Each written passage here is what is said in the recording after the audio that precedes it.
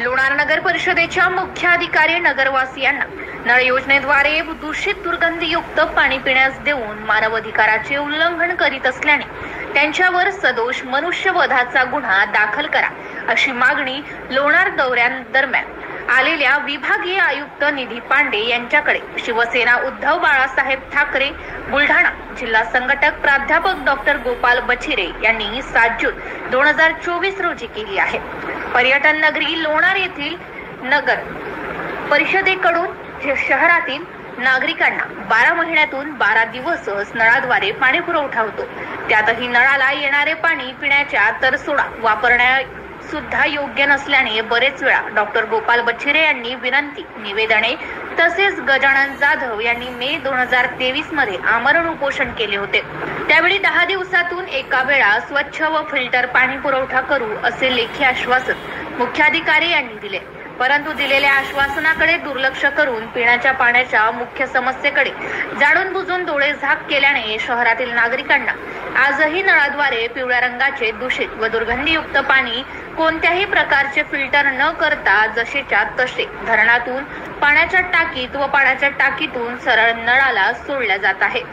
विशेषतः नगर परिषदेने पाठवलेले सदरील पाण्याचे नमुने मुख्य अणुजीव शास्त्रज्ञ जिल्हा आरोग्य प्रयोगशाळा बुलढाणा सदरील पाणी पिण्यास अयोग्य असल्याचा अहवाल नगर परिषदेला कळविला आहे, तरी सुद्धा पाण्यावर कुठलीही प्रक्रिया न करता तसेच दूषित पाणी लोणारवासियांना नळाद्वारे पिण्यासाठी सोडल्या जात असल्याने अनेक प्रकारचे आजाराने नागरिक त्रस्त झाले आहेत। याच कारणीभूत नगर परिषद लोणारच्या मुख्याधिकारी या आहेत।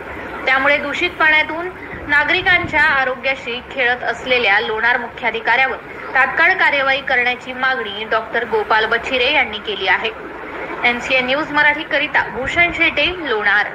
लोणारची नगरपालिका कित्येक वर्षापासून महिन्यातून एकदा पाणी सोडते आणि ते पाणी सुद्धा दूषित दुर्गंधीयुक्त अगदी जनावर पिणारे असं पाणी पुरवठा करते। मी अनेक निवेदनं दिली, सीओकडे अनेक आंदोलनं केली, उपोषणं केली, तरीही या सीओच्या वागणुकीमध्ये किंवा त्याच्या याच्यात बर्तावामध्ये फरक पडत नाही। हे पाणी येते पिवळं पडलेलं पाणी, दूषित पाणी हे लोकांना प्यायला देते। म्हणून आज विभागीय आयुक्त निधी पांडे मॅडम जेव्हा इथे बैठकीला आल्या तर त्यांच्या समोर ही कैफियत मांडली। त्यांनी डेप्युटी कलेक्टरला माझ्यासोबत पाठवून पाण्याचे नमुने घ्यायला लावले आणि ते आता लॅबमध्ये पाठवण्यात आलेले आणि त्याचे रिपोर्ट आल्यानंतर या लोणार येथील सीओवर कडक कारवाई करण्याचे आदेश या लोणारच्या सीओने संविधानाचा आर्टिकल 31चं उल्लंघन केलेलं आहे।